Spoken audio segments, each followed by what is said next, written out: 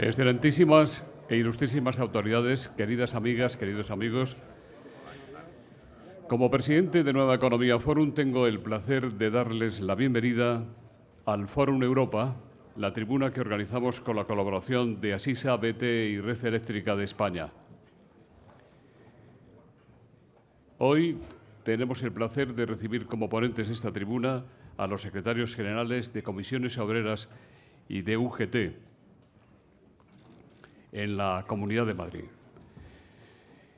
En primer lugar, va a intervenir don Luis Miguel López Raillo, secretario general de UGT de Madrid. A continuación lo hará don Jaime Cedrún, secretario general de Comisiones Obreras en Madrid. Querido Luis Miguel, la tribuna es suya.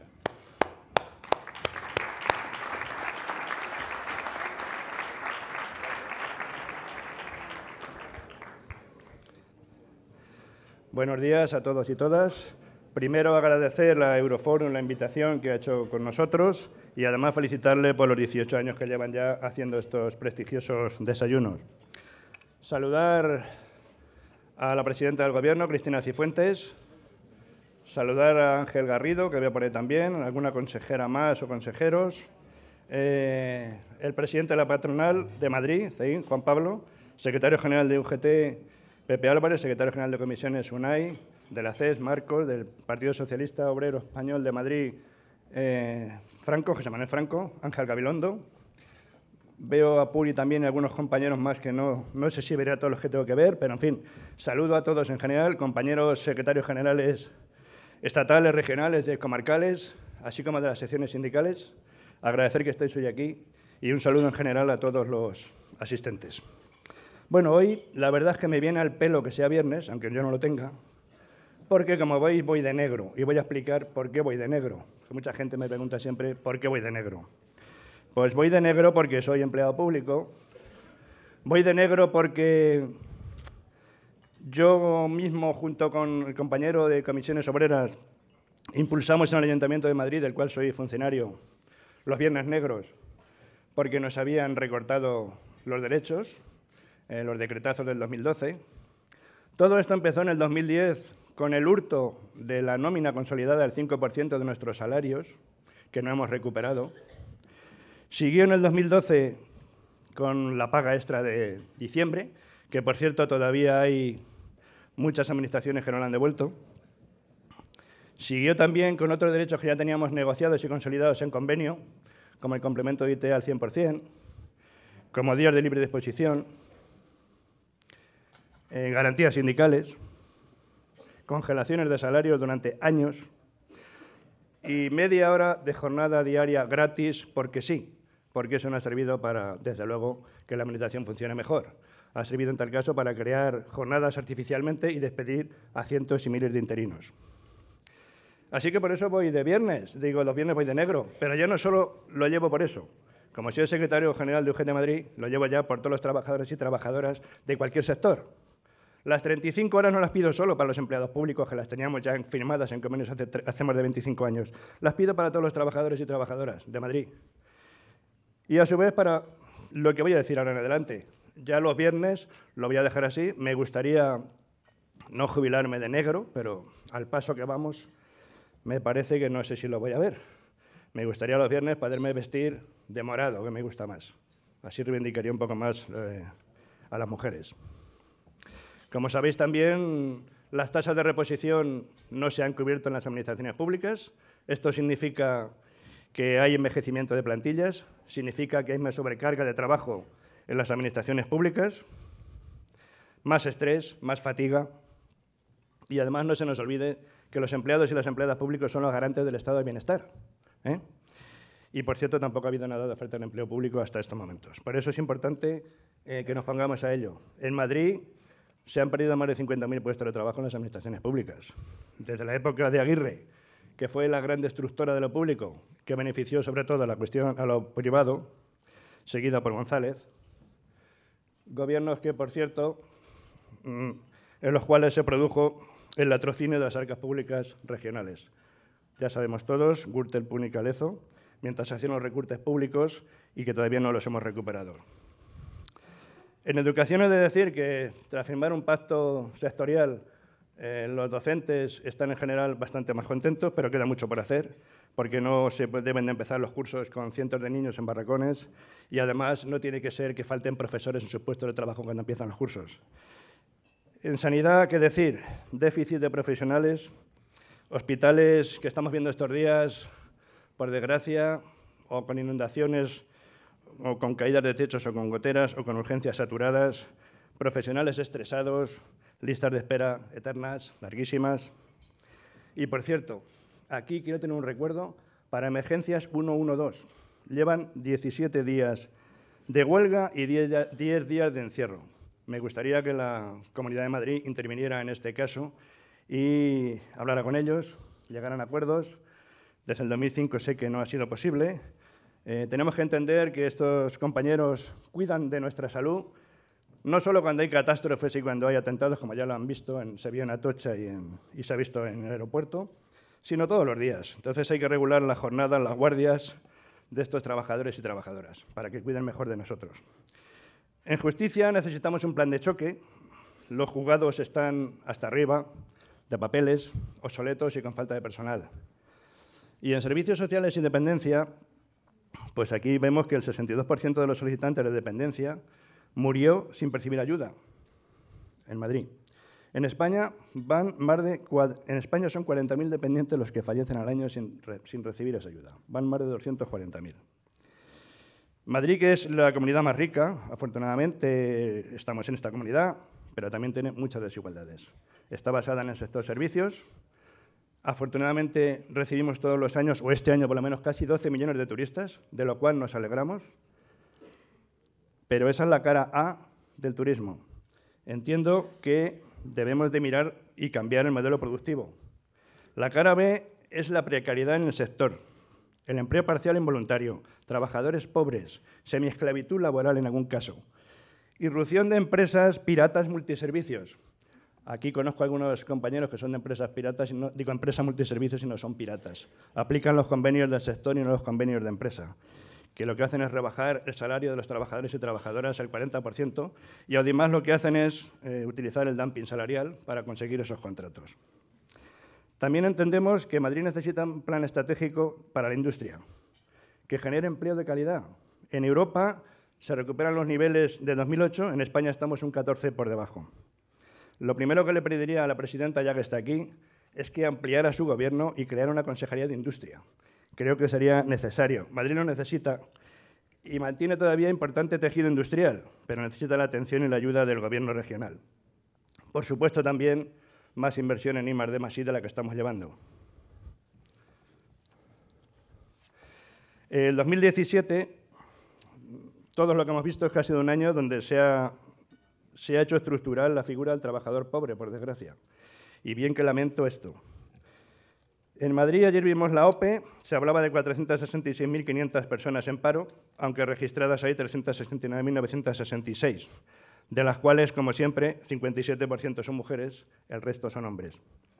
Las cifras de personas desempleadas se corresponden con las de enero del 2009, pero aumenta la brecha de género porque mientras son 30.000 los hombres parados, en 2009 33.000 mujeres paradas más.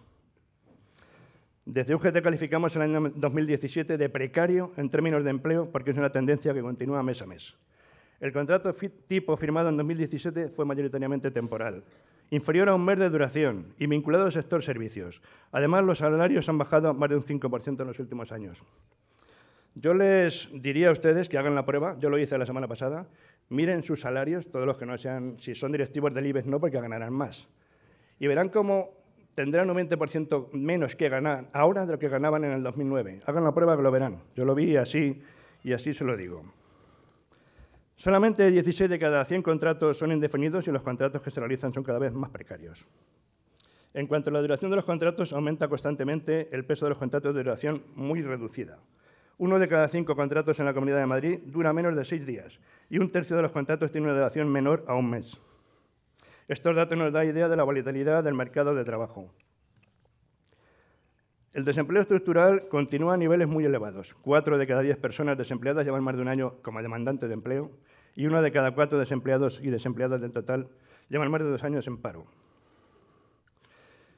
Sigue habiendo más de 200.000 personas paradas que no cobran prestación ninguna en la Comunidad de Madrid. Estamos hablando del 54,11% de desempleados y desempleadas que no cobran ninguna prestación. Haciendo una comparación con datos de hace 10 años, todavía hay 140.000 personas más en paro que en 2007, de las que 82.000 son mujeres y 58.000 son hombres. En Madrid, la reforma laboral redujo casi un 50% el paro masculino, pero incrementó el paro femenino un 20%. Por tanto, desde UGT de Madrid pedimos, como siempre, la derogación de la perversa reforma laboral. Ya he dicho antes que Madrid es una comunidad rica, que crece por encima del 3% y que no podemos seguir perdiendo calidad en el empleo. Entre el 2016 y el 2010 se han reducido 54 millones de horas de empleo y de empleo asalariado. Es decir, se trabajan menos horas. En 2016 una persona ganaba de media 151 euros más que en 2008, pero 789 euros menos que en 2010, por lo que les he dicho antes. Y la tasa de riesgo de pobreza en Madrid desde 2008 a 2016 se ha incrementado un 22%, pasando del 14,9% de la población al 18,2%. Podríamos generalizar diciendo que 1 de cada 5 madrileños está en riesgo de pobreza. En 2017 se firmaron más de 2,5 millones de contratos. Un 53% lo firmaron hombres y un 47% mujeres. Solo 1 de cada 6 contratos fue indefinido. 3 de cada 4 contratos han sido por obra o servicio o por circunstancias de la producción. Para reducir el paro registrado durante 2017 en 45.069 personas, se han tenido que hacer, como os he dicho antes, 2,5 millones de contratos. Si se pudiera hacer ese cálculo, podríamos decir que de media se han tenido que hacer 57 contratos por cada persona que ha abandonado las listas del paro. Es decir, se ha hecho una media de contratos firmados de 7.012 contratos. Nosotros consideramos necesario reforzar la protección social, las prestaciones por desempleo, junto a políticas activas de empleo desde el ámbito público. Es necesario reponer los derechos de los trabajadores y trabajadoras y derogar en su totalidad las reformas laborales que solo han conseguido en contratación temporal. Voy a pasar un poco porque somos dos y tenemos limitado el tiempo y no quiero que se me pasen algunas cosas. Siento que en esta hora del desayuno pueda ser un poco escatológico en algún momento, lo lamento, pero seguramente será así, porque voy a hablar de pensiones.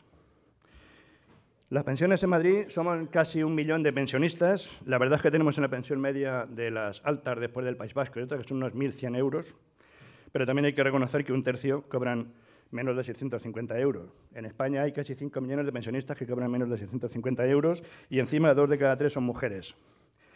El Gobierno les ha subido el 0,25% de mierda, ya lo he dicho y lo siento, va a ser así, que aproximadamente es el 1,62 euros. Es decir, se gasta 300 millones en subir el 0,25 y se ahorra 1.300, que es lo que tendría que pagar si subiera el IPC. Además, ingresa más de 1.000 millones por el copago, yo diría repago farmacéutico que tienen que hacer los jubilados y jubiladas. Muchos ancianos, por cierto, dejan de tomarse la medicación para poder calentarse o para poder abrigarse, o para poder comer, perdón. O algunos se están en su casa con una vela. En fin, me parece a mí que llegar a la jubilación y tener que estar así no me parece de recibo. Hace unos meses hicimos unas marchas que yo denomino las marchas de la vergüenza, en las cuales los pensionistas de toda España vinieron hacia Madrid en contra del 0,25% y en contra de la Ley 23/2013, en la cual está el factor de sostenibilidad, índice de revalorización, que lo que va a hacer es que si una persona ahora se está jubilando con el 80% de su último salario, dentro de 20 años se jubile con el 50% de su último salario.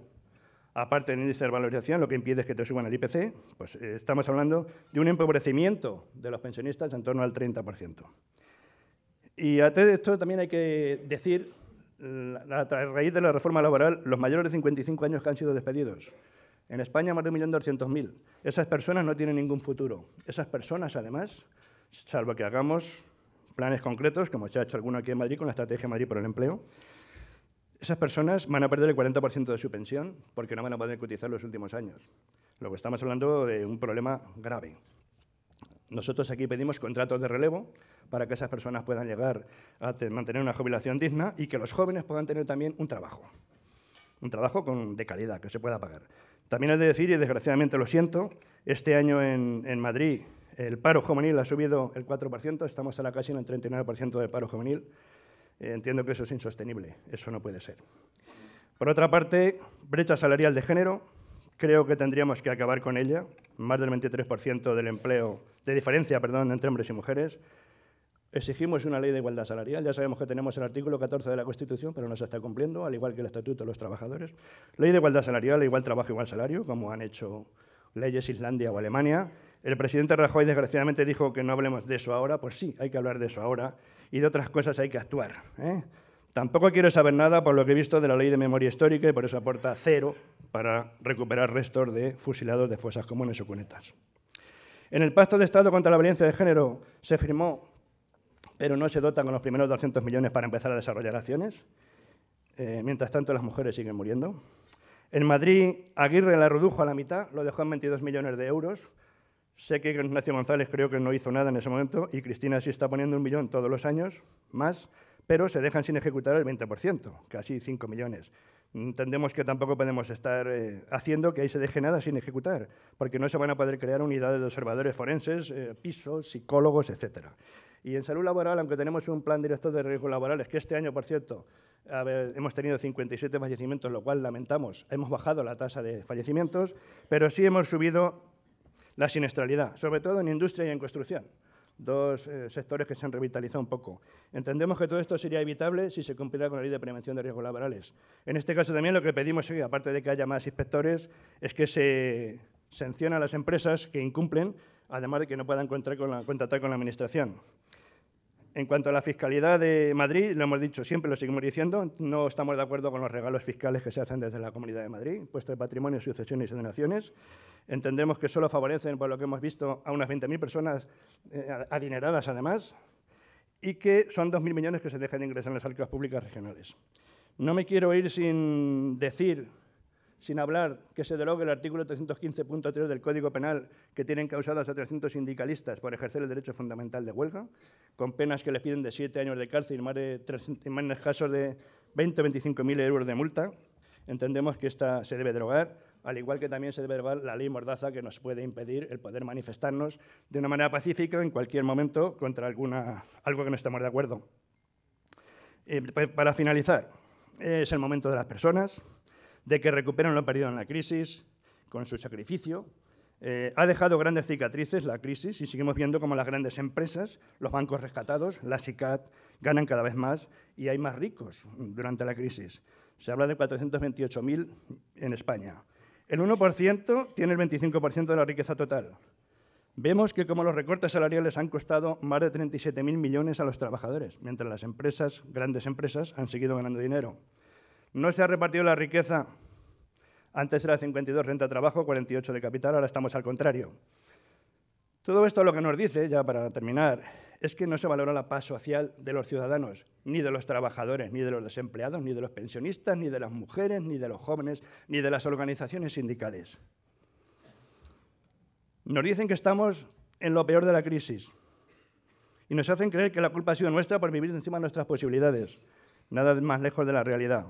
Rescatamos bancos, 50.000 millones, que nos dijeron que no nos costaría nada. Lo dijo el señor de Guindos, la vicepresidenta del Gobierno, presidente del Gobierno. Ahora parece ser que sacar una parte de Bankia nos puede costar los 370.000 millones. Mientras tanto, se han ido generando beneficios en bancos rescatados. Se han perdido más de 85.000 empleos en el sector financiero y han dejado muchos pueblos, incluso de aquí, de Madrid, sin oficinas.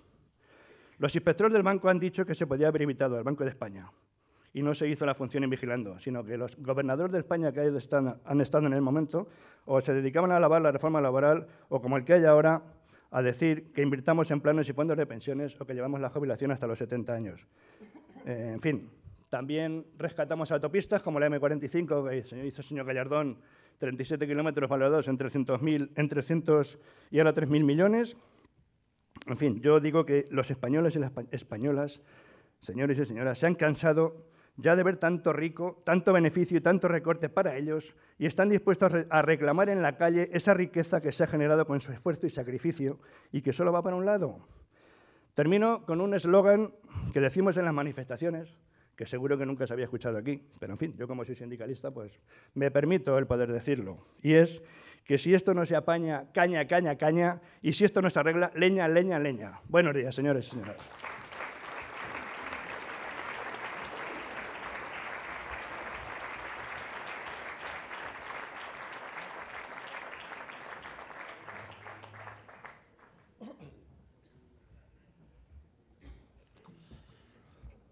Buenos días a todas y a todos.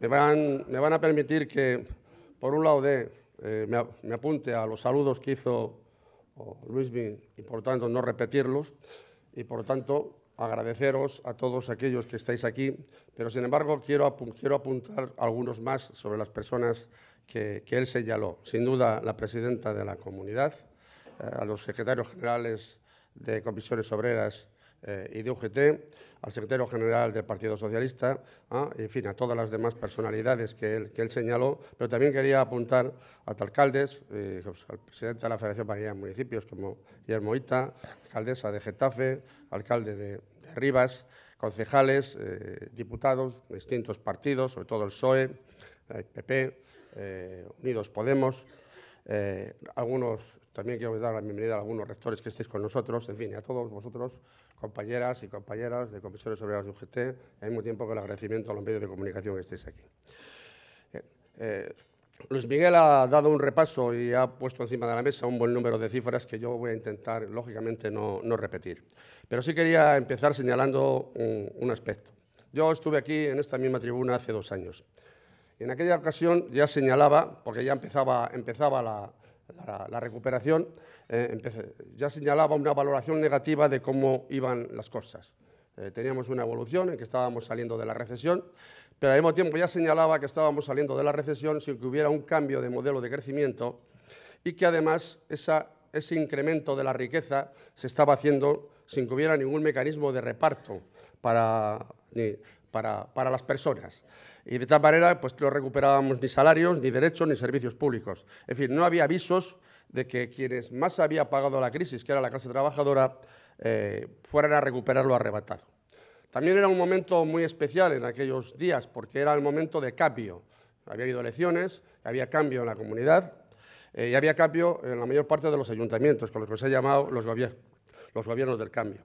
Evidentemente había esperanza e ilusión de que pudieran cambiar las cosas. Y es cierto que algunas cosas han cambiado, pero yo tengo que decir aquí que las carencias fundamentales y las preocupaciones fundamentales que señalaba entonces hoy siguen manteniéndose con toda su fuerza. Porque, ¿qué ha pasado?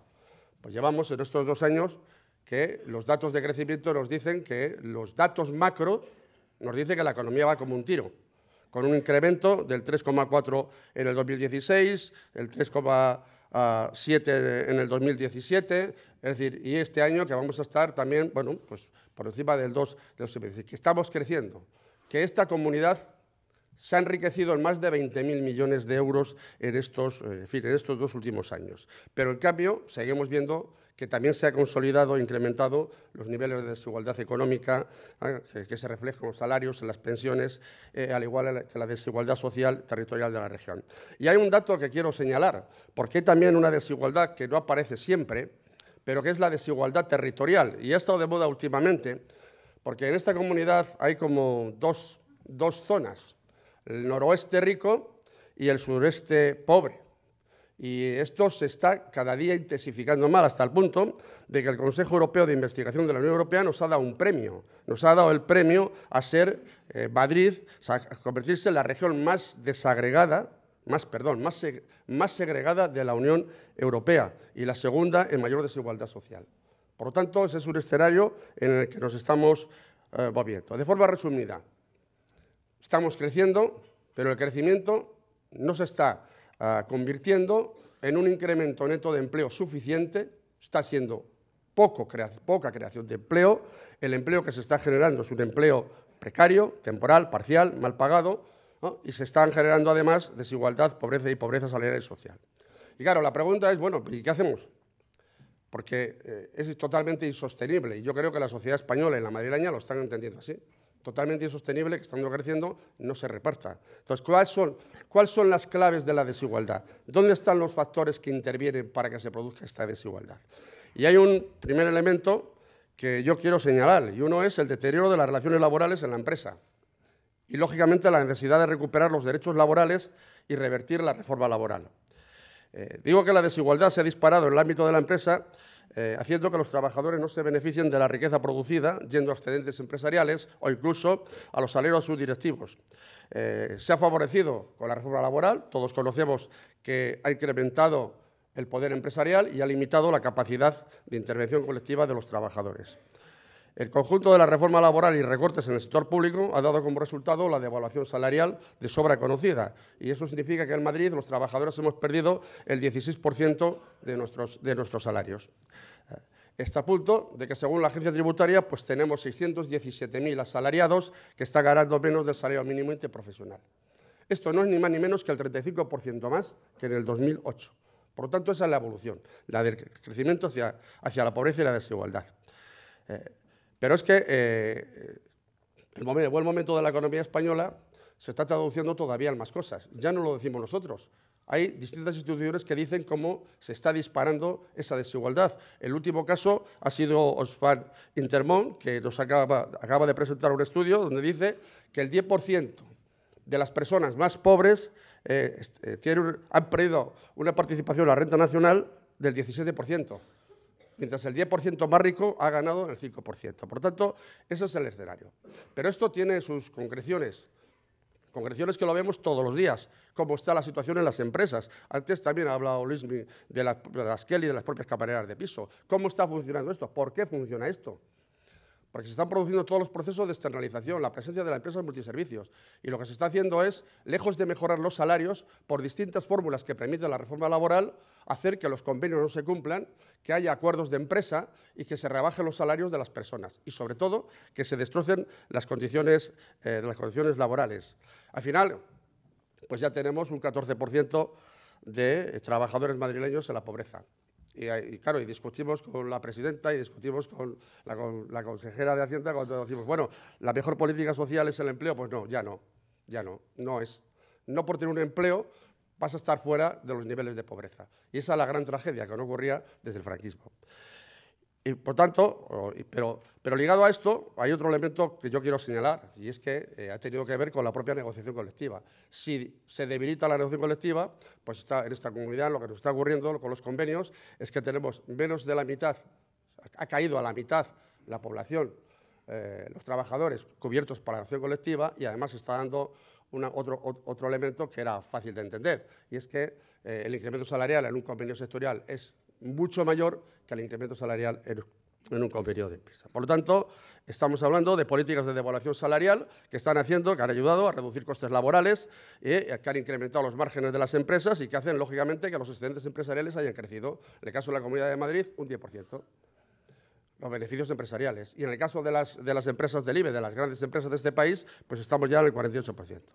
Yo quiero señalar que no son cifras, que todo esto son realidades de vidas personales destrozadas, sobre todo de mujeres y de jóvenes. Empleo de pocas horas, jornada que no es fija, que tiene que estar pendiente a que le llame el empresario, salarios de miseria. Y además ahora han venido, en fin, esto que llaman las empresas colaborativas, que son empresas de trabajo sumergido en muchos casos, que son todas las plataformas digitales, para endurecer todavía mucho más la situación. Y al final, pues eso, tenemos trabajadores que tienen que estar a disponibilidad de la empresa 24 horas por un salario de miseria. Esto es sencillamente volver a niveles de explotación de los años del franquismo. En fin, yo quiero señalar un hecho evidente, porque esto ha supuesto que a lo largo de los últimos años hayamos tenido un periodo muy duro, sindicalmente extraordinariamente duro, con fuertes conflictos laborales. Sectores, empresas, el sector público, enfrentándose a EREs abusivos, a convenios bloqueados, a propuestas patronales inasumibles. En la mayoría de los casos que se han conseguido vencer, tengo que reconocer, y llegar a acuerdos. Hemos sufrido la persecución del derecho de huelga, estamos sufriendo la persecución de delegados por ejercer la libertad sindical. En fin, estamos también sacando esto adelante, porque incluso el derecho de huelga ya no nos queda ninguno en Madrid, hemos conseguido la solución de prácticamente todos ellos. Y yo digo que desde Comisiones Obreras pues no vamos a consentirlo bajo ningún punto de vista esta realidad. Y quizás porque estos tiempos estamos conmemorando el centenario del nacimiento de Marcelino Camacho, y tengo que decir públicamente que seguimos como él soñando. Seguimos soñando que, igual que un día se acabó la esclavitud, habrá un día en que se acabe también la explotación. Y por eso seguiremos trabajando, seguiremos reivindicando y nos seguiremos movilizando por todo esto. Y en este caso es clave la reivindicación de la derogación de la reforma laboral, la vuelta a unas relaciones laborales caracterizadas por el equilibrio de las partes, la fortaleza de la negociación colectiva, etcétera. Y desde luego no es de recibo las dificultades que estamos teniendo con los acuerdos de negociación colectiva. No es de recibo que no se pudiera firmar la revisión salarial de 2017 y no es de recibo que haya dificultades para el 2018. Los empresarios no os podéis instalar en una vieja avaricia empresarial. Con el escenario que tenemos de crecimiento hay que recuperar salarios y hay que recuperar condiciones laborales. Es fundamental que se cierre ese acuerdo de negociación colectiva en el 2018. Es fundamental, porque además lo necesita la economía española y lo necesita el equilibrio y el avance de la propia democracia. Y desde luego me voy a meter, como decía Luismi, con eso, que escandalosamente no quiere abordar el presidente del Gobierno, el señor Rajoy.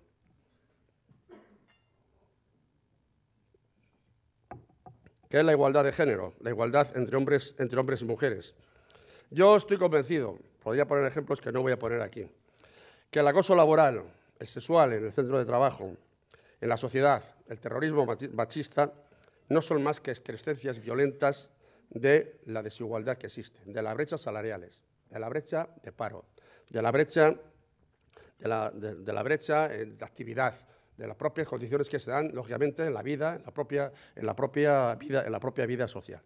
Y yo creo que más allá de que esta responsabilidad de toda la sociedad, de todos los gobiernos, y por tanto habrá que poner en marcha leyes y planes de igualdad, pero creo que los agentes sociales tenemos que jugar un papel fundamental. Empresarios y sindicatos, precisamente para corregir esto en el mundo del trabajo. Y creo, nosotros, Comisiones Obreras y UGT, estamos en ello y los emplazamos públicamente, los empresarios, a dar la batalla en materia de igualdad. Además, vamos a estar en un año muy especial, porque estamos convencidos que el 8 de marzo va a sentar un hito en la lucha por la igualdad en este país. Y esa es la batalla. No podemos consentir que sigamos haciendo estudios, análisis, que reconocen de forma permanente la brecha X, la brecha Y, la brecha Z, las brechas en todas partes, y no avancemos y no pongamos soluciones. Por eso creemos que tenemos que abordarlo. Desde luego, en el ámbito de Madrid, tendremos que abordarlo en el diálogo bilateral con la patronal CEIM, porque creo que tenemos que jugar un papel en todo esto. Segundo aspecto que tiene que ver con la desigualdad, quería señalar las políticas de empleo. Se han dado todos los datos, no me voy a referir a ellos. Yo sí quiero señalar algo, y es que en el último periodo se está creando empleo de mala calidad, pero se está creando empleo, y al mismo tiempo está reduciendo los parados de larga duración. Es un dato que yo quiero señalar. Ahora bien, seguimos teniendo 300.000 parados en esta comunidad que no tienen ningún tipo de prestación. Por lo tanto, la situación que tenemos es grave. Y el empleo que se crea es precario. Ya lo ha dicho también Luis Miguel, no me voy a reiterar en las cifras, ¿no? Pero, por lo tanto, lo que yo sí que quería plantear era algunas cosas. Esta creación de empleo precario, temporal y de poca calidad, que además se sustenta en empresas que están al final de las cadenas de contratación y subcontratación, nos está llevando a algo extraordinariamente grave, y es que desde 2013 las cifras de siniestralidad han crecido en esta comunidad, después de 10 años de caída permanente. Y caen, entre otras cosas, porque no se están poniendo en marcha las políticas de prevención. Este año ha crecido la siniestralidad, el número de accidentes laborales.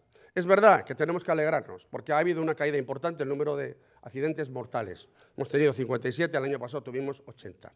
Pero llamo la atención, porque esta batalla es una batalla que tenemos que dar entre todos. La batalla de la prevención, la batalla de crear las condiciones para que no se produzcan los riesgos laborales, por tanto no haya accidentes laborales. Y aquí yo quiero llamar la atención de que tenemos que agilizar mucho más el plan director, pero al mismo tiempo tenemos que poner en marcha medidas coercitivas. Creo que la Fiscalía, el Poder Judicial, la propia contratación pública tiene que empezar a tomar decisiones en que no se contrata a aquellas empresas que tienen siniestros. No se les puede contratar. Y, por lo tanto, además, tenemos que conocer cuál es la lista de aquellas empresas que más siniestros tienen. Y yo quiero señalar también, porque aquí hay responsabilidades. Yo no voy a echar la culpa de esto a la Administración. Hay leyes que se vigilan, que se controlan, quizás insuficientemente, pero si una empresa no pone en marcha las medidas de prevención, eso es culpa del empresario. Y aquí tenemos una responsabilidad seria, sobre todo una responsabilidad dentro de las propias patronales, de conseguir que se cumplan con las leyes de prevención, con lo que pactamos en los planes directores, con lo que pactamos en los distintos acuerdos, es totalmente necesario. Porque además es que sabemos de sobra que el fraude en la contratación, las fórmulas precarias, más allá de los efectos nocivos, terribles para los trabajadores, lo que generan también es un dumping empresarial. Están planteando una competencia totalmente desleal entre empresas. Bien, ante todo esto, nosotros de todas formas lo que seguimos planteando con los datos de empleo y con los datos de siniestralidad y con los datos de precariedad, llevamos tiempo planteando planes de empleo tanto a la Comunidad de Madrid, no la estrategia de empleo, que tiene una actuación muy limitada, sino planes de empleo más amplios y además un gran acuerdo de empleo y de cambio de modelo productivo. Y aquí tengo que señalar que se lo estamos haciendo todos los ayuntamientos también. Hemos llegado a acuerdos con ayuntamientos, uno, el Ayuntamiento de Madrid. Y aquí que nos hemos encontrado con que después de llegar a un acuerdo viene la regla de gasto. Y con la regla de gasto y el plan económico-financiero nos encontramos que todo lo que hemos pactado, tanto en la negociación colectiva como en el diálogo social con el Ayuntamiento de Madrid y con algunos otros, pues resulta que no vale. Y desde aquí tengo que decir que esa regla de gasto hay que eliminarla. No tiene sentido que instituciones, ayuntamientos, comunidad que tienen superávit, que tienen capacidad, no se les permita invertir en la creación de empleo, invertir en dar cobertura a los ciudadanos y a las ciudadanas que están sufriendo justamente la desigualdad y la pobreza, no tiene ningún tipo de justificación. Por eso creemos que esa regla de gasto se tiene que eliminar y desde luego desde aquí denunciar que en el caso del Ayuntamiento de Madrid hay una verdadera persecución con esa regla de gasto. Lo último ha sido la actitud beligerante de la propia delegación de Gobierno que ha impedido el último acuerdo de clasificación que habíamos tenido la sección sindical con el Ayuntamiento de Madrid. Por lo tanto, quiero señalar esto. Pero dicho esto, también pensamos que la precariedad tiene una componente de modelo de sistema productivo. Que hay empleos precarios porque hay un sistema productivo que no es competente o que está creciendo sobre la base de creación de bienes y servicios de poca calidad. Y, por lo tanto, necesitamos cambiar ese modelo productivo. Y en la Comunidad de Madrid, pues muchos lo conocéis, pues tenemos una industria que no llega al 10% del PIB. Y, sobre todo, hay un dato que es terrible. Allá han presentado la Fundación de Alternativas los datos de la ciencia en España. Pero es que en Madrid hemos pasado de un gasto del 2,06% del PIB en I+D+I al 1,66. Tendríamos que estar como París, tendríamos que estar como Londres, tendríamos que estar en el 3,8, 4% del PIB. Esas serían nuestras cifras si fuéramos realmente competentes, pero no lo es. Por lo tanto, necesitamos cambiar todo esto. En fin, hemos hecho una propuesta, no me da tiempo a plantearlo, pero desde luego la idea es desarrollar una propuesta clara de desarrollo industrial, de desarrollo del propio sector de la construcción de rehabilitación, de ir a una estrategia territorial, etcétera, etcétera. Y tengo que señalar también que es una propuesta que hemos planteado al Gobierno regional y a la patronal CEIN, que el diálogo social tripartito ha funcionado para algunas cosas. Hemos firmado la estrategia por el empleo, hemos firmado el quinto plan director y se ha creado el Consejo de Diálogo Social. Tarde, pero se ha creado. Y en este Consejo de Diálogo Social es donde está comprometido que vamos a abordar, eso espero, por lo menos, el desarrollo económico y el modelo y el sistema productivo madrileño con ese plan industrial que propuso la presidenta en el debate del Estado de la región, que vamos a abordar la protección social y que vamos a abordar el empleo y la formación más allá de la propia estrategia. Y, desde luego, abordaremos algo que es totalmente necesario en esta comunidad y es esas nuevas realidades productivas que nos golpean cada día. La uberización, Airbnb, los pisos del Ibero, que, por cierto, otra sentencia que dice que la plataforma digital es una empresa y, por lo tanto, tiene que tener contratados a sus trabajadores, etcétera. En fin. Lo siguiente, otro elemento al que me quería referir sobre la desigualdad tiene que ver con el papel que juegan los servicios públicos. Son un factor esencial en la lucha contra la desigualdad, en la compensación de las desigualdades. Sobre este tema ha planteado Luis Miguel lo que está pasando con el capítulo 1 de personal y lo que está, en fin, cómo se desarrolla. Yo solamente quiero señalar dos cosas. Una, si hay tenido un problema esta comunidad, es que ha habido un proceso de descapitalización con la fiscalidad regional. Nosotros seguimos planteando que no se pueden hacer regalos fiscales a los ricos, que tenemos que recuperar el impuesto de patrimonio y el impuesto de sucesiones y donaciones. Yo estoy hablando de 15.700 contribuyentes madrileños con una media de patrimonio de 9 millones de euros que tenían que pagar 50.000 euros de media al año y no lo pagan. Serían 800 millones de euros lo que recaudaríamos. No estamos pidiendo que se suban los impuestos a los madrileños y a las madrileñas. Estamos pidiendo que se suba solamente a estos. E igualmente el otro elemento que funciona aquí es el tema de lo que ha sido la pérdida desde el punto de vista del gasto, la descapitalización de los recursos humanos y de las inversiones. Y quiero llamar la atención sobre un hecho, y es que los procesos de privatización que tan de moda han estado en esta comunidad, porque se supone que eran más eficientes y más competentes, lo que han demostrado es que era un proceso de capitalismo de amiguetes, de capitalismo clientelar. Y los procesos de privatización son todos los casos que tenemos: la Gürtel, la Púnica, Lezo, Canal de Isabel II. Eso es el proceso de privatización que ha tenido este país. Por lo tanto, nuestra idea clara es la reversión y plantarnos en serio todo lo que tiene que ver con esto. Como tengo que ir terminando, solamente voy a dar un último apunte. Y es que todo esto que estoy diciendo nos ha llevado a una situación que yo creo que es totalmente insostenible en la Comunidad de Madrid. Somos la comunidad más rica de España en estos momentos. Creo que ya hemos superado el PIB de Cataluña. Por lo tanto, yo creo que aquí, que haya pobreza en la Comunidad de Madrid, que 1 de cada 5 madrileños estén por debajo de los niveles de pobreza, que haya ya casi 100.000 familias que pueden estar ya cayendo por el precipicio de la exclusión, no es posible. Entonces, mi pregunta es: ¿puede esta región aspirar a terminar con la pobreza en su territorio? Yo creo que sí, yo creo que podemos. Yo sigo creyendo, como decía Mandela, que una nación no debe juzgarse por cómo trata a sus ciudadanos con mejor posición, sino por cómo trata a los que tienen poco o nada. Y creo que hay recursos suficientes en esta comunidad para poner en marcha un plan de garantías de rentas que sea complementario a lo que viene del Estado, que espero que aprueben la ILP que hemos presentado los sindicatos, y a partir de ahí garantizar que aquí conseguimos disminuir hasta su práctica desaparición de los niveles de pobreza en la región. En fin, esto para mí son las claves más desarrolladas, queda alguna más, pero esas son las claves que yo creo que son necesarias, que es preciso abordar si queremos darle la vuelta a esto, cambiar la situación, terminar con la desigualdad y que el crecimiento que sea un crecimiento sostenible y sea un crecimiento, sobre todo, que llegue a todos y cada uno de los trabajadores. Cuando esto sea así, podremos decir que hemos salido de la crisis. Gracias.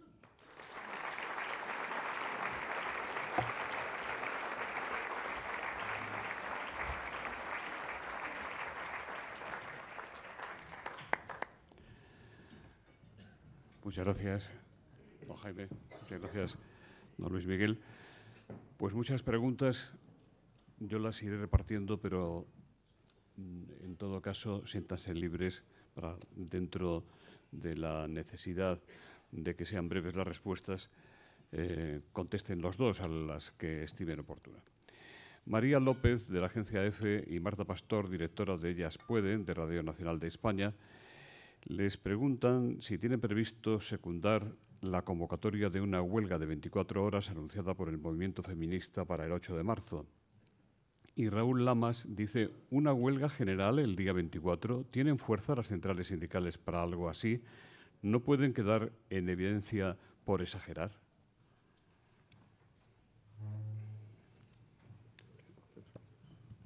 Para los dos. Yo decía en mi intervención que el 8 de marzo va a ser un hito histórico posiblemente este año, porque tal y como se están poniendo las cosas, se están poniendo razonablemente bien para dar un salto cualitativo en la lucha por la igualdad. Y evidentemente el 8 de marzo hay una propuesta de huelga general que viene a nivel internacional, pero evidentemente el planteamiento que hay es una movilización que competirá a toda la sociedad, porque lo que estamos hablando es la lucha por la igualdad y, por lo tanto, es una iniciativa que compete a toda la sociedad ese día, de alguna manera, contribuir, actuar y demás. Y en el caso de los de España, en el caso de los sindicatos, evidentemente nosotros nos vamos a sumar a esa convocatoria y los términos en los que nos vamos a sumar a esa convocatoria, que tendrá sin duda algún tipo de paro, pues yo no me quiero meter, yo que tanto Unai como Pepe Álvarez serán los encargados de situar en qué términos. Pero lo que sí que hay es un compromiso fuerte del sindicato de sumarse con todas sus consecuencias a esta lucha por la igualdad, que por cierto no va a ser solo el 8 de marzo, sino que va a ser una campaña sostenida en el tiempo, antes y después del 8 de marzo. Por eso también planteaba a las patronales que hay un trabajo que tenemos que hacer y que tenemos que hacer la acción colectiva, que tenemos que perseguir el acoso, los diversos acosos, la violencia, pero desde luego tenemos que perseguir los niveles de desigualdad que hay. Yo creo que hay responsabilidad y los gobiernos también tendrán que actuar y no poder echar balones fuera. Sí, yo también quisiera decir ahí algo. Tenemos claro también desde UGT que sí que vamos a apoyar esta huelga. En principio se hablaban de 2 horas de paro, no sé al final cuánto quedará, lo que nos digan luego los confederales. Nuestro secretario general confederal, que está aquí presente, habla también siempre de feminizar incluso el sindicato. Veis que prácticamente somos casi todos secretarios generales, pues tiene que empezar a haber también mujeres secretarias generales. Eso de las cuestiones que hay. Pero vamos, vemos que es demasiado importante el 8 de marzo reivindicar no solo el Día de la Mujer Trabajadora, sino todo lo demás que lleva implícito, como ha dicho Jaime. La cuestión de violencia de género, la cuestión de acoso en el trabajo. Todo eso tenemos que reivindicarlo y estamos en ello. Y cada año pues lo haremos más. Vamos a estar a lo que nos digan, pero que sí que vamos a estar. Santiago Cuevas dice: leña, leña, caña, caña, ha dicho el secretario general de UGT Madrid en su intervención. ¿Va a haber una primavera caliente con movilizaciones y paros para presionar a la patronal en la negociación de las bases para la negociación colectiva? ¿Romper la paz laboral no tiene riesgos ahora que las cosas van bien en Madrid? A ver, no es cuestión de romper o no romper. Yo lo que estoy diciendo es que las personas están ya bastante hartas. Lo estamos viendo primero con los jubilados pensionistas. El otro día en el Congreso de los Diputados se les vio perfectamente cómo estaban ya de cabreados, esa es la palabra, cabreados y cabreadas.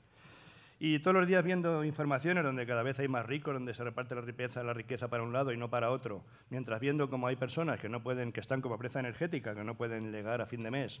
Lo único que digo es que esto no lo podemos sostener ya los sindicatos tampoco, porque nos lo están diciendo. Esto significa que yo creo y me exijo a mí mismo estar en la calle si esto no tiene soluciones.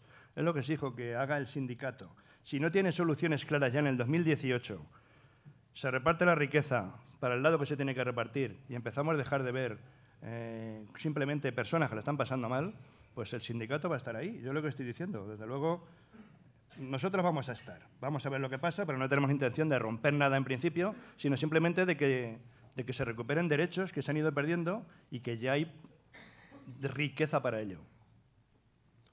Sí. Yo de todas formas quería apuntar que hemos tenido un otoño donde todo lo que tenía que ver con el conflicto social y con la agenda social ha estado enmascarada por el proceso. Y evidentemente parece que nadie se ha enterado, pero desde luego hemos tenido un periodo que no ha sido fácil, con conflictos de convenios, de empresas, de sectores, con algunos acuerdos muy importantes que se han conseguido desbloquear, como decía al principio. Y evidentemente lo que caminamos es a un invierno que, a pesar de las gélidas temperaturas, desde luego va a ser un invierno en que sí que nos vamos a arropar para intentar darnos un poco de calor. Y digo esto porque, claro, si no hay incremento salarial, en los términos que estamos planteando, evidentemente habrá movilización. Si siguen manteniendo, como se está manteniendo, que los pensionistas se les incremente la pensión el 0,25%, 1,5 € que no les da ni siquiera para pagar la subida de la bombona de butano, pues evidentemente habrá movilización. Y evidentemente, si en igualdad no avanzamos en los términos que se ha planteado ya, como se ha anteriormente, habrá movilización. De la misma manera que movilización en los empleados públicos, si es que no se termina de una vez con el recorte salarial y con esa tasa de reposición que está haciendo que no podamos avanzar en incremento de empleo y que además los servicios públicos se estén deteriorando por esa falta de personal. Manuel Menor dice: el modelo educativo madrileño, con una escuela pública cada vez más pobre y una privada cada vez más poderosa, ¿ha de seguir reproduciendo un modelo productivo tan desigual? ¿Es posible un pacto así? Don Luis Miguel. yo la verdad es que entiendo que aquí en Madrid destinamos demasiados recursos a lo privado, tanto en la educación como en la sanidad. Y bueno, pues creo que es hora de revertir un poco esto, ¿no? Estamos viendo estos días, por desgracia, lo que está pasando en varios hospitales que no han recibido, por cierto, hospitales cedidos por la Seguridad Social. Eso también hay que saberlo. Que no han recibido los arreglos que tenían que arreglar, que ver. Los profesionales están totalmente estresados, los profesionales de las urgencias. Ayer firmaban 80 profesionales de la Princesa. ¿Cómo están? No pueden hacer esas urgencias. Los de La Paz el otro día. Gregorio Marañón, entendemos que hay que revertir lo privado a lo público, que tienen que entrar más personal público a tasas de reposición y ofertas de empleo público. Y en la cuestión educativa, pues digo un poco lo mismo. Que se vayan más de 1.000 millones a lo privado, pues no me parece de recibo. Vamos, yo desde luego nosotros estamos a favor de la pública, sobre todo, y si tiene que haber algo en lo concertado o privado, que no estoy en contra, pero que no sea de esta magnitud, y sobre todo que no se pierda en la pública o que empecemos los colegios en barracones, los cursos. Francisco Prieto le pregunta al señor Cedrún que cómo puede decir que la supresión del pago del impuesto sobre herencias en Madrid solo afectaría a los ricos de Madrid. ¿Los otros madrileños no heredan ni se benefician de esa fiscalidad que diferencia a Madrid del resto? Sí, la verdad es que el resto, estaba hablando del impuesto de patrimonio, que son los 15.000. En el impuesto de sucesiones y donaciones, evidentemente, también lo planteaba, pero porque aquí hay quizás una gran trampa, porque hay un mínimo exento, y el mínimo exento que lleva la vivienda habitual, que lleva hasta casi, entre unas cosas y otras, hasta 1 millón de euros. Por lo tanto, cuando hablamos de donaciones y sucesiones y donaciones, estamos hablando de establecer un mínimo exento que cubre a la mayoría de la población que hereda algo, mayor parte de los trabajadores y trabajadoras, y que se deje, lógicamente, a aquellos que tienen grandes patrimonios, cuando los heredan, puedan pagar. Estoy hablando, todavía me acuerdo, de la herencia de la duquesa de Alba, que no la hicieron en Sevilla, la hicieron en Madrid, porque de hacerlo en Sevilla, de hacerlo aquí, en vez de en Sevilla, se ahorraron pagar en el impuesto de sucesiones 54 millones de euros. Por tanto, de eso estoy hablando.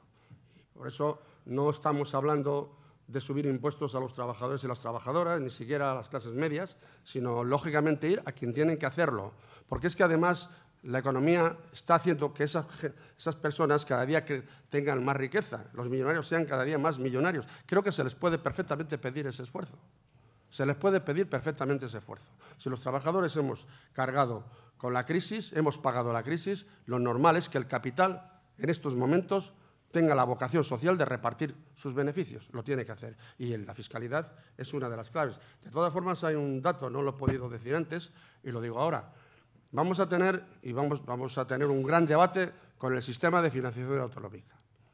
Y este país o es capaz de, con su fiscalidad, homologarse en la Unión Europea y, por lo tanto, recaudar esos casi 80.000 millones de euros que nos diferencia la recaudación de la media de la Unión Europea y, por lo tanto, el Estado tiene recursos, o si no, la pelea que va a haber en el reparto de los recursos entre las distintas comunidades autónomas va a ser épica. Por tanto, creemos, y yo ya lo avanzo, que para nosotros va a ser fundamental, cuando se hable de financiación autonómica, hablar de fiscalidad y hablar de recaudar aquello que tiene que recaudar este país. Es decir, subir los impuestos. No estoy hablando de suprimir los impuestos porque subir. tenemos los mismos tipos impositivos que tiene la media europea. Lo que hay que hacer es eliminar las bonificaciones, eliminar las vías de elusión fiscal, combatir el fraude fiscal. No estamos hablando de incrementar ningún tipo impositivo. Establecer quizás una mayor progresividad en la IRPF, que las empresas y el impuesto de sociedades paguen. No puede ser que las grandes multinacionales paguen menos del 10% y las pymes paguen el 20%. Es decir, de eso es lo que estamos hablando. Y eso significa, primero, que tiene que empezar a contratar inspectores de Hacienda, que ha habido una caída importante, como denuncian los compañeros de Gesta, y desde luego tendrá que hacer una política desde Hacienda mucho más seria en todo esto. A los dos les pregunta Tomás Santos qué valoración hacen de los datos de la última encuesta de población activa referidos a Madrid. Bueno, como he dicho antes, hablaban de 460.500 desempleados, que se ha hecho estructural en el año 2017 en Madrid también la figura del trabajador pobre, del empleado del empleo precario, y que tenemos más de 200.000 personas sin ningún tipo de prestación. Como siempre, 57 o 56% mujeres, el resto hombres. Ha bajado el paro en hombres, pero ha subido en mujeres. Sigue siendo el paro más precario en mujeres y en jóvenes. En jóvenes, como he dicho antes, ha subido el 4%, luego los jóvenes ahora mismo rondan el 39% de paro, lo cual me parece para una comunidad como Madrid, una comunidad rica como es esta, que en muchos casos lo que vemos es que muchos jóvenes dejan de apuntarse al paro o se van de Madrid para otras ciudades a intentar pues todo lo que han aprendido aquí con los presupuestos públicos a desarrollar en otros países. Entonces lo que vemos es eso, simplemente, que es el año de la precariedad total. Eso es lo que hemos visto aquí en Madrid y que no se apuesta por otro tipo de modelo productivo. Así simplemente estaremos detrás del sector de servicios y si algún día nos falla, pues no, como nos hemos dedicado solo al sector de servicios y no hemos apostado por industria y más de más, el sector cultural, medioambiental, pues al final nos quedaremos sin nada. Yo quería hacer un par de apuntes. Porque a mí me parece que las cifras de la EPA no son buenas. Los datos nos dicen que hemos reducido el paro en 22.000 personas en este año. Tenemos 466.000 parados. Podéis echar la cuenta, por tanto, nos quedan muchos años para conseguir alcanzar el nivel de paro que teníamos en el 2007. No avanzamos en la creación de empleo. Más allá de que el empleo que se está creando es precario. Es verdad que hay 66.000 ocupados más, pero con esta característica de que el 40% de los contratos son de menos de 6 días. Por lo tanto, es un escenario que yo señalaba en mi intervención, que estamos hablando en un modelo de crecimiento, que este modelo de crecimiento no está generando suficiente empleo y el que está generando es malo. Por tanto, necesariamente tenemos que abordarlo porque el futuro de la región no va a ir bien si siguen las cosas de esta manera. Diego Álvarez Gundín les pregunta si tienen ustedes datos concretos sobre los presuntos beneficios que han supuesto para Madrid la situación en Cataluña y sus efectos. Yo, desde luego, no tengo ningún dato concreto. Se habla de que han venido empresas aquí a Madrid, pero no sé si son de Cataluña o no. Me gustaría que no, y me gustaría que Cataluña siga con sus empresas y Madrid siga con las suyas, cada uno a lo suyo. Pero vamos, no tengo datos concretos de que esto haya beneficiado, sino muy al contrario, creo que nos perjudica a todos. No tengo datos concretos. Ana Isabel Ramírez les pregunta qué opinan del anuncio de la ministra de Empleo de que establecerá multas por cada contrato temporal que se haga sin causa. Alejandro Navas, de Onda Cero, dice ¿qué acciones deben esperar los trabajadores precarios, los desempleados, etcétera, de los dos grandes sindicatos? ¿Cuál es la estrategia, y si la hay, para recuperar lo que se ha perdido en estos años?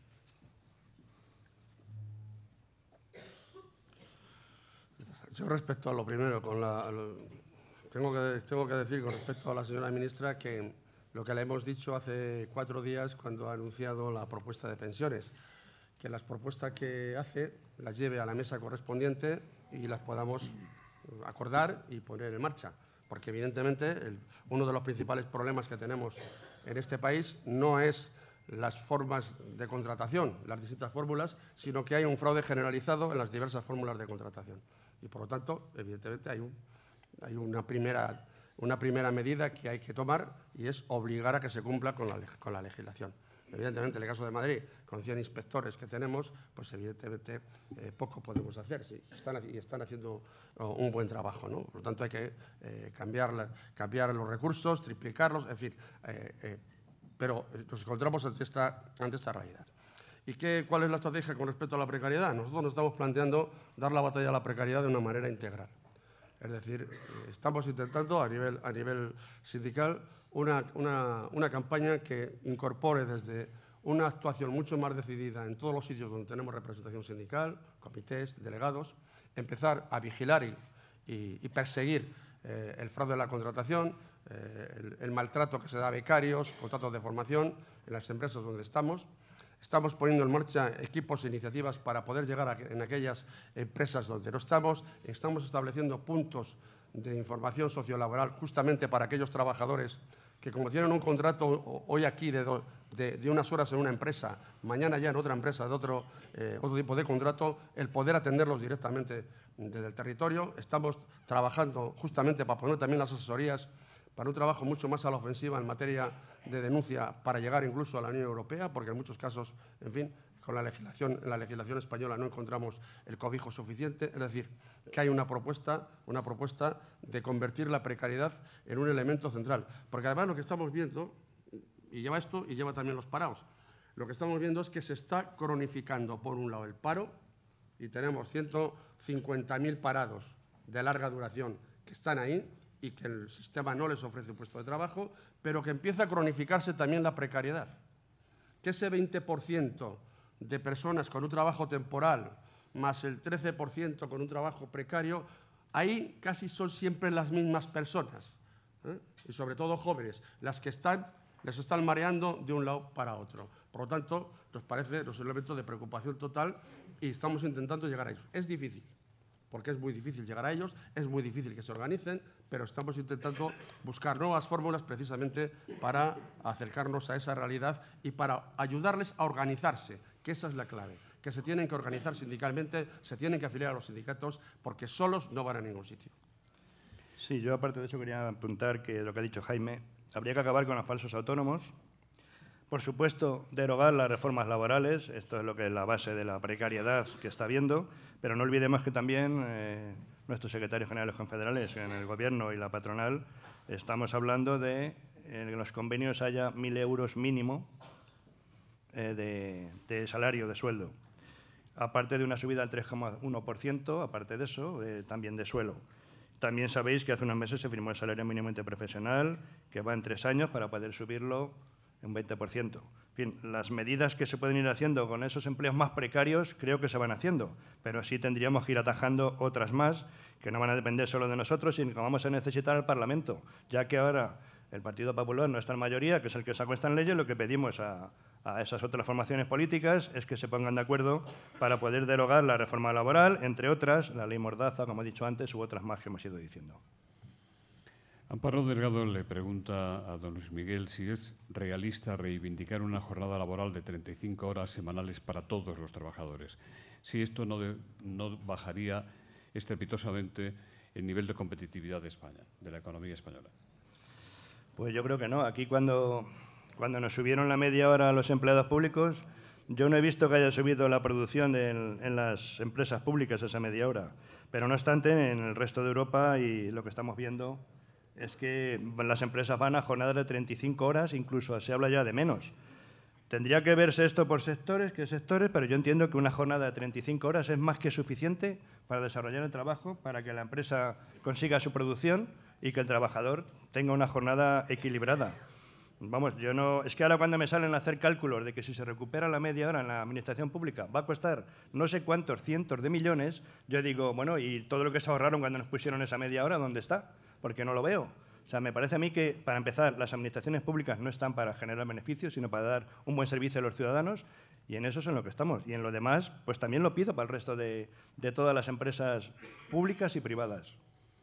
Jesús Sebastián, de Radio Nacional de España, dice: cierran empresas pero vuelven a contratar a los trabajadores como autónomos. ¿No habría que poner coto? Así logran menor coste laboral y los trabajadores menor sueldo, dice Jesús Sebastián. Don Jaime. Sí, estos son algunas de las cosas que permite la reforma laboral, aunque los procesos de externalización que han tenido las empresas y las propias administraciones todavía venían de antes, ¿no? Pero hay una tentación en la que está cayendo buen número de empresarios, que además te lleva directamente a hacer competencia desleal, y es externalizar parte de la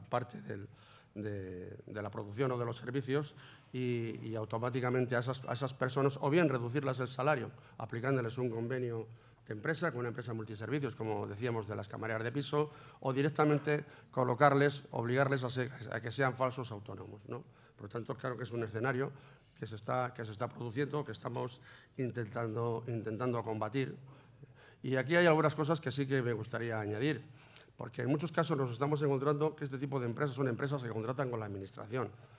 En fin, hace poco hemos tenido una denuncia de cómo funcionan las empresas que contratan, que tienen las concesiones de las cafeterías en administraciones del Estado, de la comunidad, incluso de los ayuntamientos. Y hemos visto el tipo de empresarios golfos que se están metiendo ahí, que en muchos casos, además, hunden la empresa, dejan una deuda de Hacienda y una deuda a la Seguridad Social, se van, tiene que hacerse cargo la Administración como responsable subsidiario, y además los vemos a los mismos empresarios cambiando de empresa con otro nombre, concursando otra vez a otra cafetería. Es decir, este es un modelo que desde luego insistimos y reclamamos que se tiene que perseguir y que se tiene que cambiar, y que por tanto tiene que haber una responsabilidad.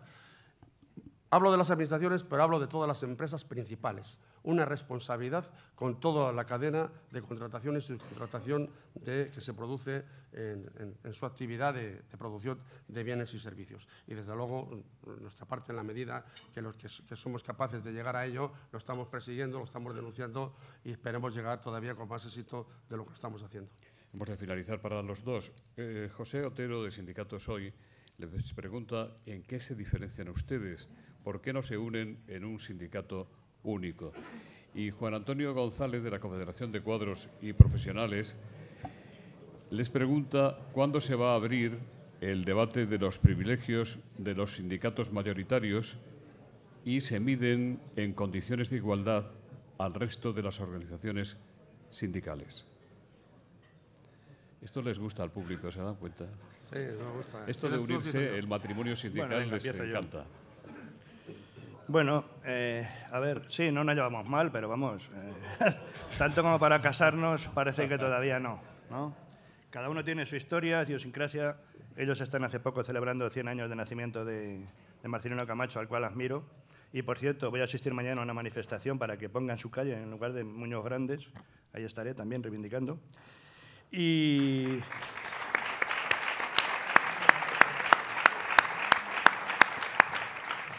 nosotros este año cumplimos 130 años. Somos el segundo sindicato más decano.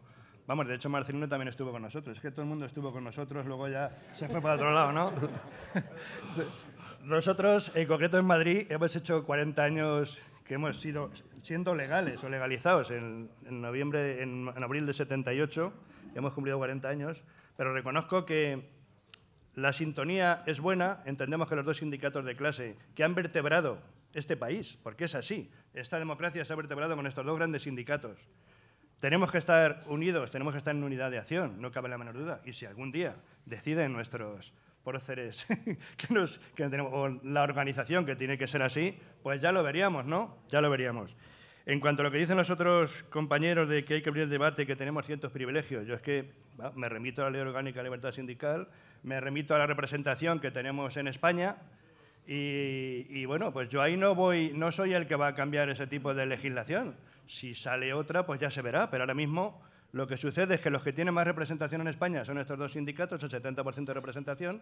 Los que negociamos prácticamente los convenios en España somos nosotros, con las cuotas de nuestros afiliados. Por eso estamos siempre con el eterno tema y dilema que ocurre. Ya me gustaría que esto fuera como en otros países, ¿no? Pero es así. Entonces, yo ahí no le veo más historia. Entiendo que otros quieran estar aquí, pero la representación la dan los trabajadores cada 4 años en las elecciones sindicales, es lo que puedo decir. Yo, sobre la primera, nosotros partimos de una idea, y es que la clase obrera es plural y, por lo tanto, el movimiento sindical también tiene que tener toda su pluralidad. Y en este caso, en España, pues se intentó salir con un solo sindicato en la transición. No fue posible, y no fue posible otras cosas, pues porque hay historias diferentes, hay intereses diversos dentro de la propia clase trabajadora e incluso hay ideas diferentes.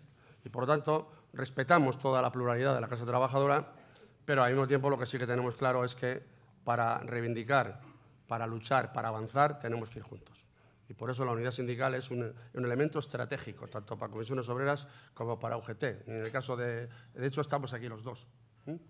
Y en el caso de la Comunidad de Madrid, pues prácticamente es un hecho habitual, con un comité de enlace que se reúne de forma permanente y donde decidimos las distintas campañas, las iniciativas que hay. Eso sí, cada uno respetando su propia línea de trabajo específico que puedan tener, pero en las grandes propuestas y en las grandes actuaciones vamos juntos porque es fundamental. Además, nos lo reclaman los trabajadores y las trabajadoras. No podemos ir separados. Cada vez que vamos separados, desde luego tenemos menos éxito y además y conseguimos menos cosas. Por tanto, es evidente. Y lo segundo son los privilegios. No, yo no digo privilegios. Yo digo trabajo. Sencillamente trabajamos. En esta comunidad se han elegido 36.000 delegados en empresas, en cientos de miles de empresas. Bueno, cientos de miles no, en miles de empresas, a las que hay que ir, a las que hay que visitar, a las que hay que hablar con los trabajadores, a las que hay que organizarlos, a las que hay que convocar elecciones y a las que hay que hacer todo el proceso electoral. Y por lo tanto hay que dedicar tiempo y trabajo en aquellas empresas donde hay un conflicto, donde vamos precisamente a organizar. Y eso es lo que hace que nosotros tengamos entre los dos pues más del 70% de la representación. Y la tenemos justamente después de estos 4 años en que nos hemos enfrentado, sobre todo los últimos 6 años, ¿no? En que nos hemos enfrentado, por un lado, a un ataque desde el ultraliberalismo feroz, entre otras cosas por parte de los gobiernos de Esperanza Aguirre y con todo lo que hemos tenido con el derecho de huelga, y por otra parte nos hemos encontrado desde otro lado con una crítica durísima con aquello del bipartidismo sindical. Pues bien, a pasar de todo eso, porque es trabajo, es ir a las empresas, es dar la cara, es hacer que a veces te la apartan, pero hay que estar ahí. Y por eso tenemos esto. A pesar de eso, estamos con el 70% y creciendo en afiliación en estos momentos y creciendo en representación. Por lo tanto, de privilegios, nada.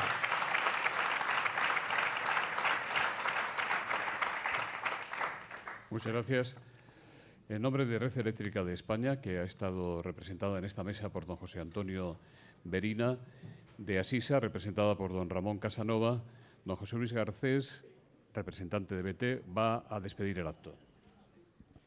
Buenos días de nuevo a todos. Me gustaría agradecer la presencia en este foro de Luis Miguel y Jaime, en foro plural de debate, y bueno, por aportar su visión de la realidad social y económica de este país, que siempre es interesante contar con otro punto de vista, y por poner el acento en todo aquello que consideráis que se debe mejorar y bueno, que creo que es el objetivo de la sociedad. El objetivo, todos tenemos el mismo objetivo, que es hacer las cosas que sean mejor y que vayamos progresando. O sea, nuevamente os agradezco vuestra presencia aquí y muchas gracias. Gracias.